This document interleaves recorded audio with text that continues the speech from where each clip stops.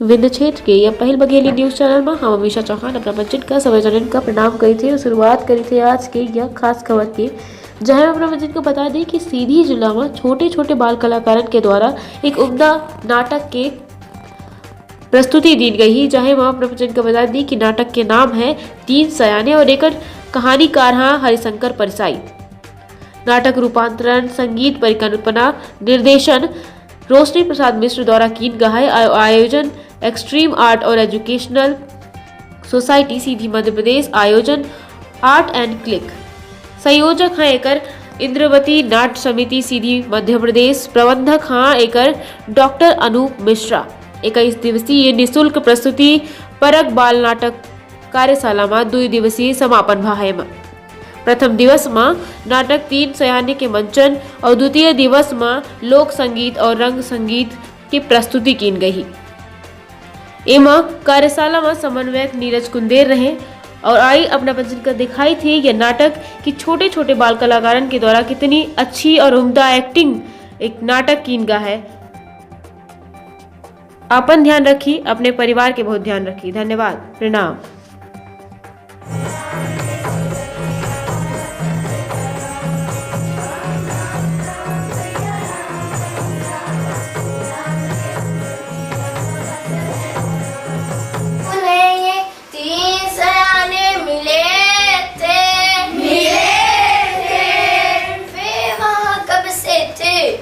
कोई नहीं जानता था अनेक पीढ़ियां उन्हें उसी रूप में देखती आ रही थी उनमें एक स्त्री थी और 2 पुरुष थे धर्म कला विज्ञान सीखते रहते थे।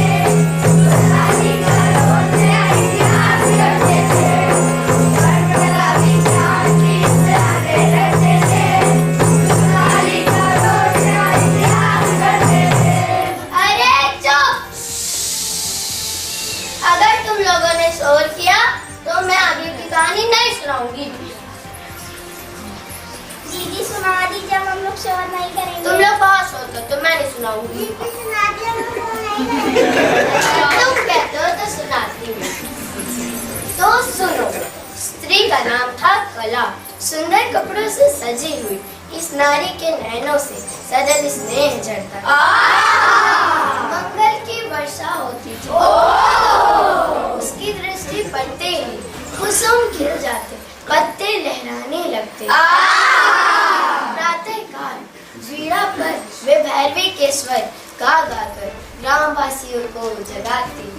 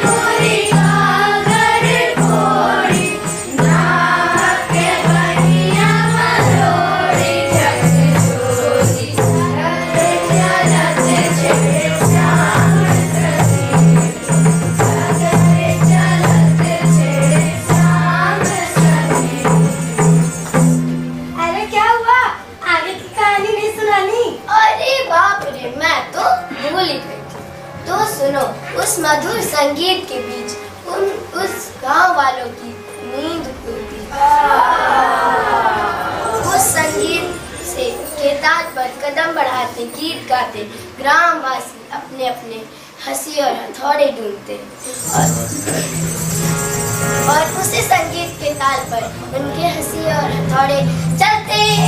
हाँ, दूसरा था एक वृद्ध पुरुष धर्म, स्वीत लंबी दाढ़ी, गिरु कपड़े में वह दिव्य लगता।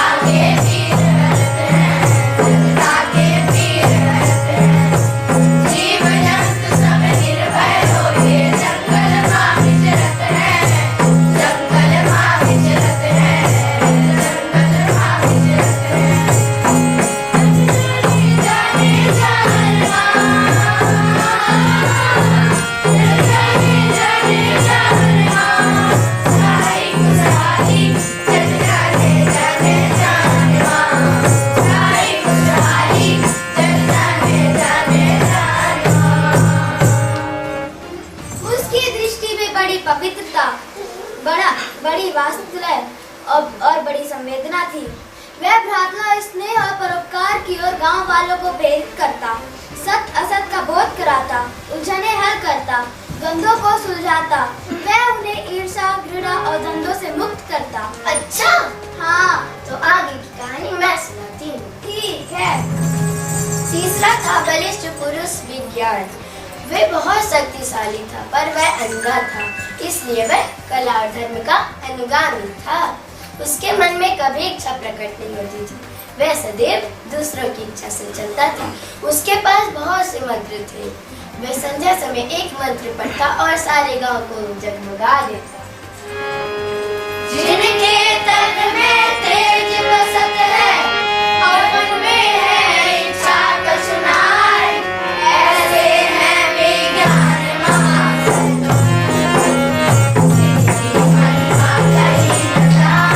ऐसे हैं विज्ञान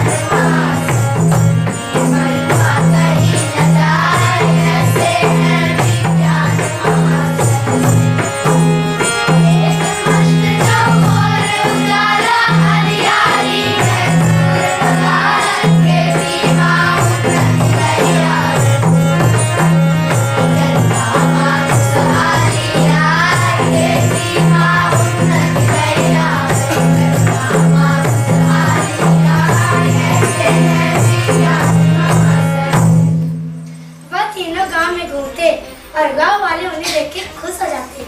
उनकी आज्ञा सारा गांव मानता। लोग किसी अन्य देवता या भगवान को नहीं जानते। वह गांव स्वर्ग से भी महान था, क्योंकि देवताओं जैसी जलन या शंका वह नहीं थी। सब श्रम करते और सब खुशी रहते।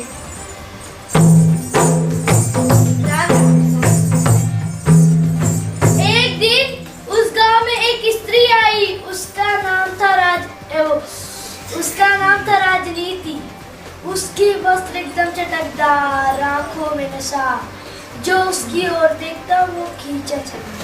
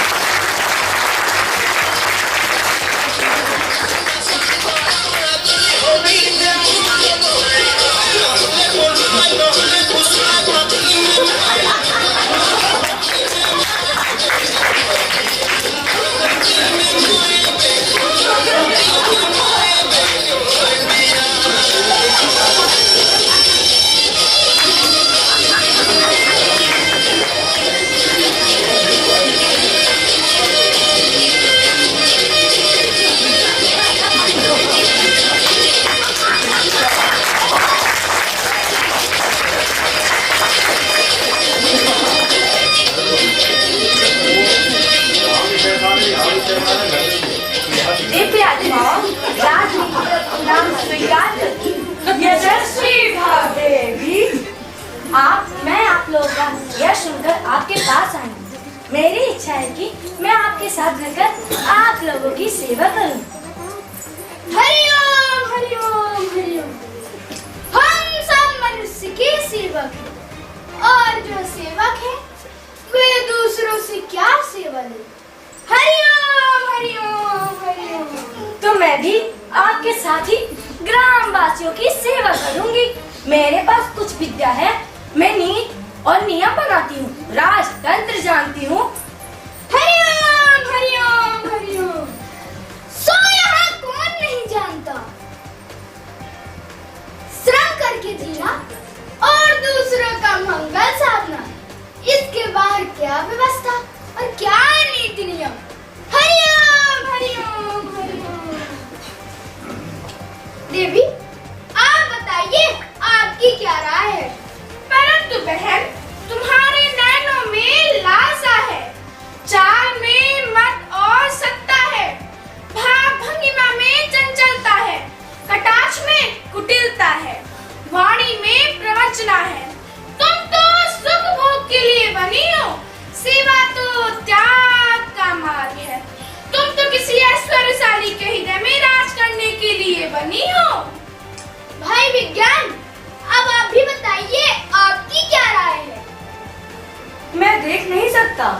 और अनुभव कर रहा हूँ कि इसकी वाणी में बड़ी माया है। नहीं देवी, हमारा तुम्हारा साथ नहीं बनेगा।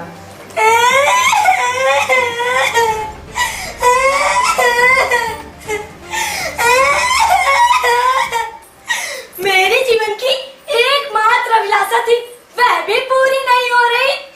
मैं तो केवल सेवा का अधिकार मांगती हूँ, पर देखती हूँ आप लोगों ने सेवा को भी संपत्ति बना ली है। छी छी छी छी छी छी। एकाधिकार स्थापित कर लिए हैं। हरिओम हरिओम हरिओम। तो भ्रम में है देवी, सेवा का आदि अंत नहीं है, इसमें संघर्ष भी नहीं है। अरे इसमें फूल नहीं बिछे हैं, अलबत्ता कांटे हैं कांटे। तेरे इन कोमल चरणों को देखकर हमने पहले ही कहा था, कहीं ये सेवा का मार्ग तेरे इन कोमल चरणों के रक्त से ना भर जाए। तू सह सकेगी तो फिर रह जा, तो फिर रह जा। हरिओम हरिओम हरिओम।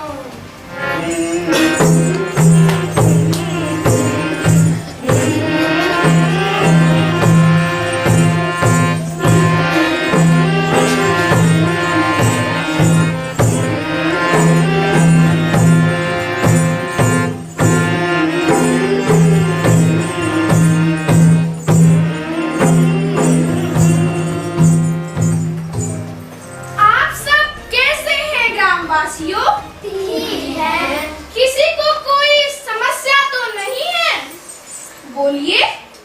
आपकी कृपा से हमारे ग्राम में सब कुछ है, किंतु रात्रि में उजाला नहीं होता। हमारा जीवन तो अंधेरे में चला गया है।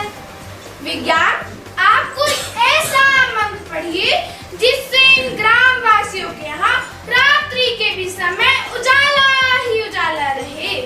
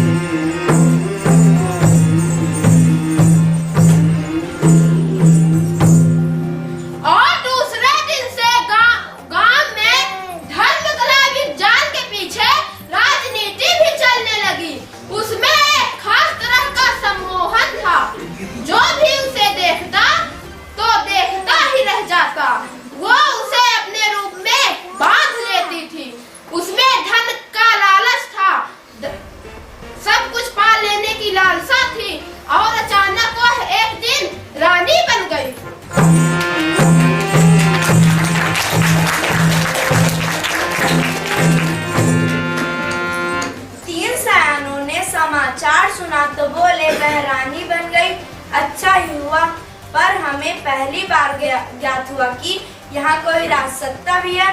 दिन बीतते गए, राजनीति रानी महल में रहने लगी, पर उसके अधिकार राजमहल से बाहर नहीं जाते।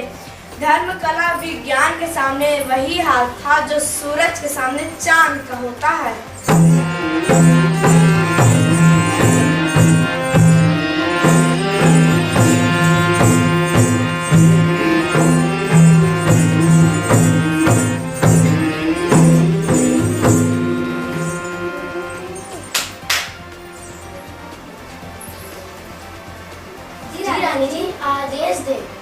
आप लोग जाइए, धर्म कला और विज्ञान को कहिएगा हम उनका अभिनंदन करना चाहते हैं। जी।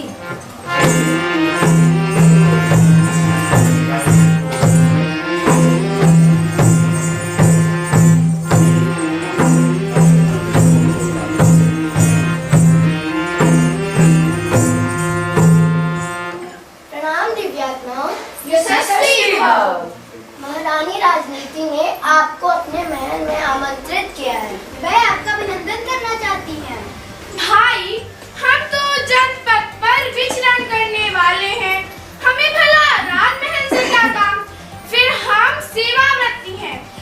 सेवा स्वयं ही बड़ा अभिनंदन कार्य है। रानी जी आपकी पुरानी सेविका हैं, वह चाहती हैं आप उनके महल में जाएं और उनका महल को नष्ट करें। देवी, सेवक का आग्रह टाला नहीं जाता, हमें चलना चाहिए।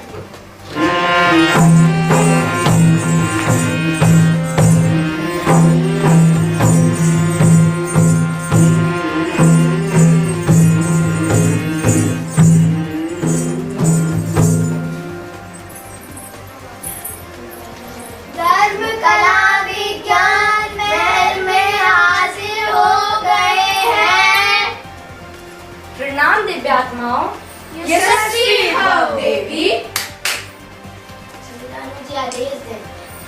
आप लोग जाइए, इन 3 सयानों को कारागार में डाल के खूब अभिनंदन कीजिए। भला कारागार में कौन अभिनंदन करता है? हमारे यहाँ ऐसा ही होता है।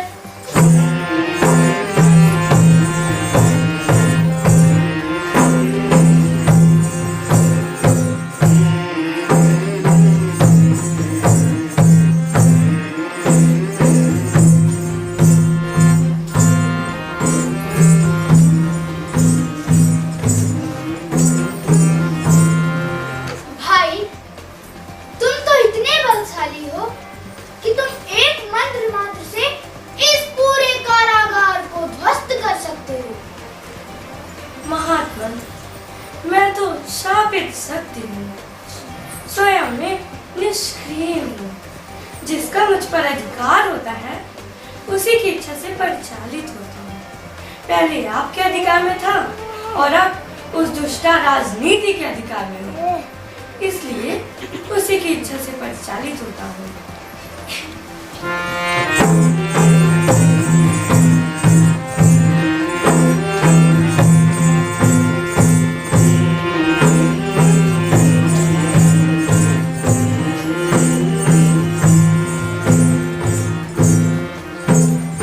हमारे कला को मुक्त करो, मुक्त करो, मुक्त करो। हमारा धर्म हमें दो, हमें दो, हमें दो। हमारा विज्ञान हमें लौटाओ, हमें लौटाओ, हमें लौटाओ, हमें लौटाओ।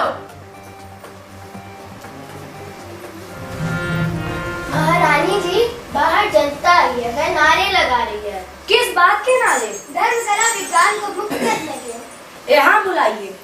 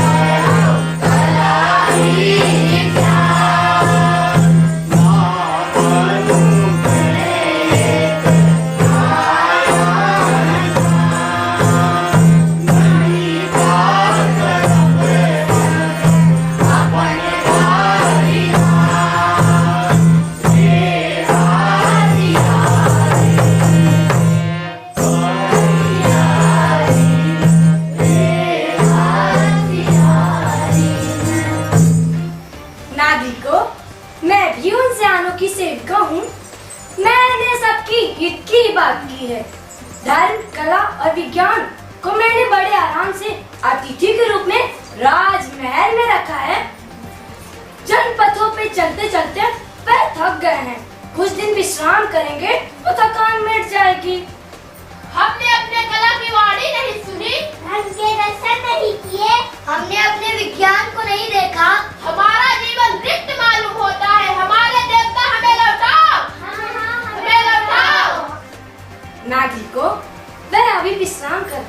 उन्हें कष्ट मत दो। उनकी वाणी, उनका संदेश राज सेवक सुना देंगे।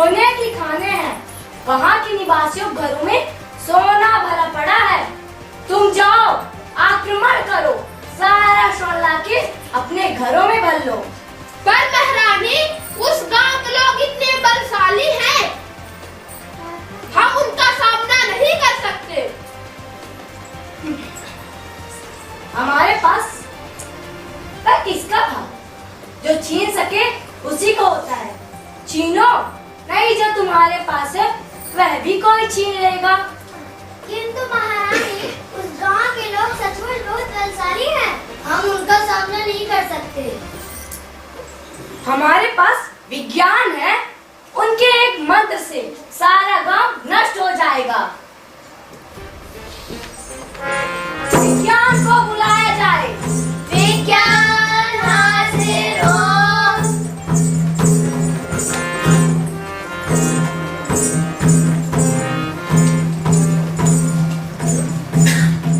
विध्वंस का मंत्र पढ़ो। नहीं, मुझसे नहीं हो गई। मैंने कहा विध्वंस का मंत्र पढ़ो। नहीं महारानी, मुझसे नहीं हो गई। मैंने कहा विध्वंस का मंत्र पढ़ो।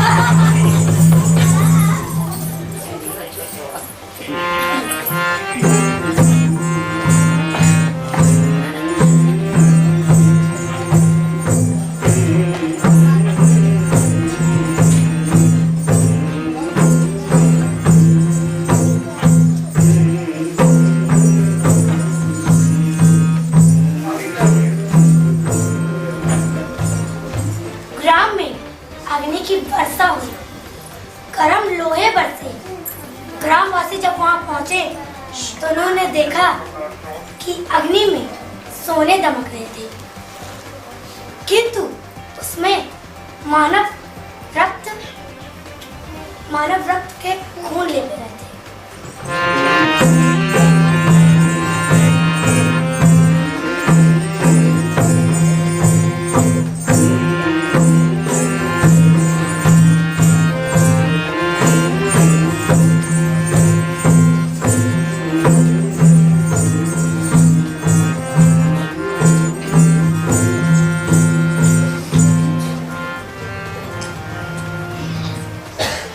यहाँ पूरी गांव में विध्वंस फैला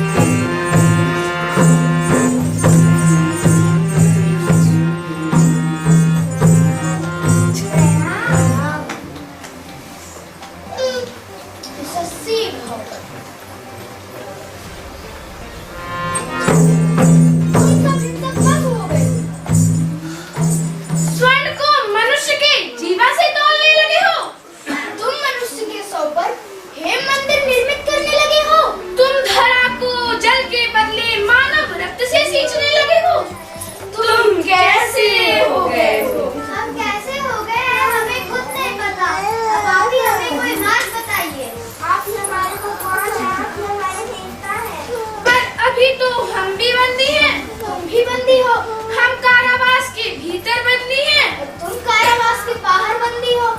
हमारा केवल शरीर बंदी है, तुम्हारा केवल शरीर मुक्त है।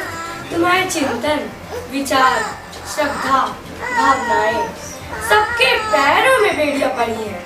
पहले तुम तो मुक्त हो जाओ, फिर हमें मुक्त करना। आपके साथ साथ हमारी सारी शक्तियां भी चली गई हैं। तुम भूलते हो, यथार्थ शक्ति तो तुम्हारे पास है। तुम्हारे पास जन शक्ति का समुद्र है, हम तो उसमें उठने वाली तरंगे मात्र हैं। तुम शुद्ध हो जाओ, आंदोलित हो जाओ, तुम अजय हो जाओगे।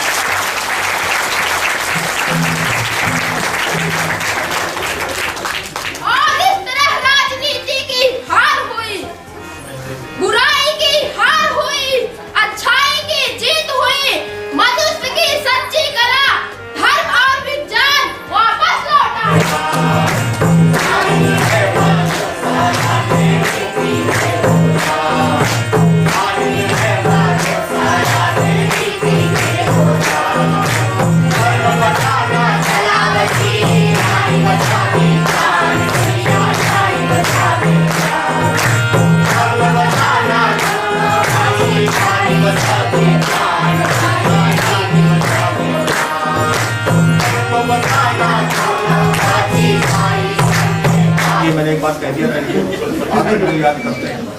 तो बिछड़ा जो एक बार कभी मिलते नहीं देखा, बहुत शास्त्रीय विधान में शेर कहा गया मंत्र की तरह।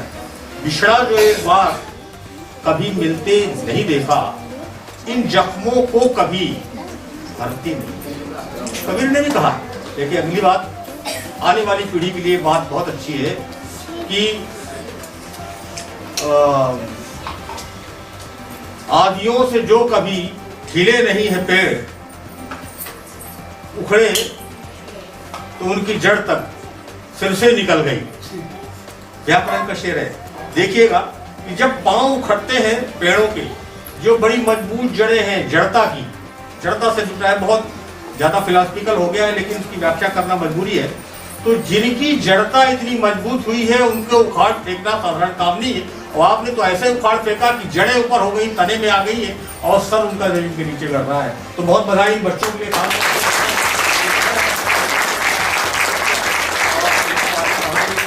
बहुत इस्तेमाल करता हूँ। आप सबका हृदय से कृतज्ञता ज्ञापित करता हूँ।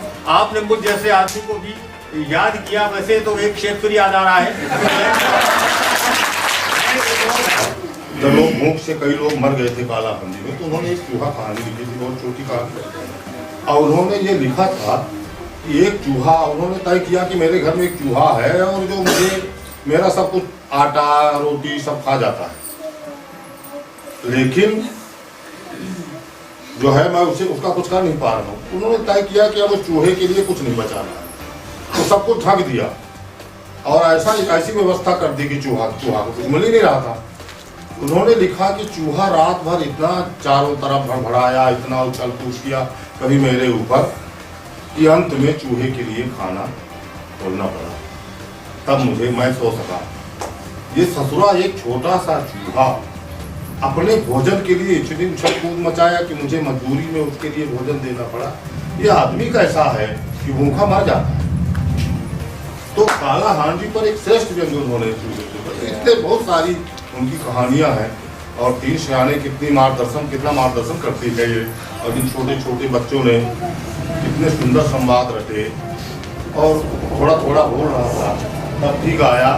बच्चे में अभी भी बैठे थे।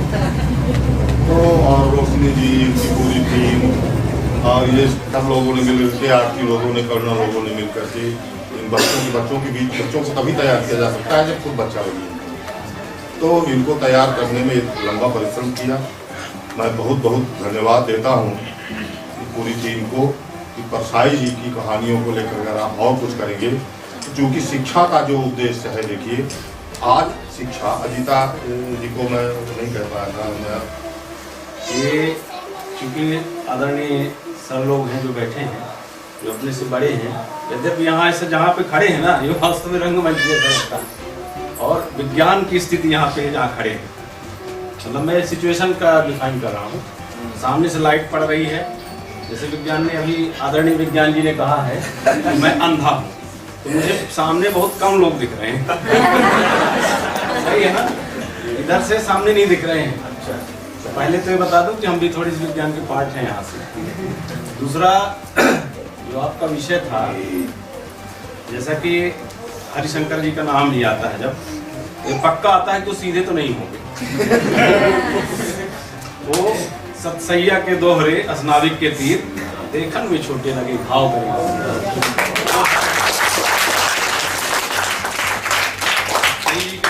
दोहों के बारे में ऐसा कहा जाता है, वैसे ही पद्य में आदरणीय हरिशंकर जी के बारे में कहा जाता है। यदि उनने इधर उंगली दिखाया तो पक्का मानिए कि उंगली इधर नहीं जाएगी, वो जाएगी इधर कहीं।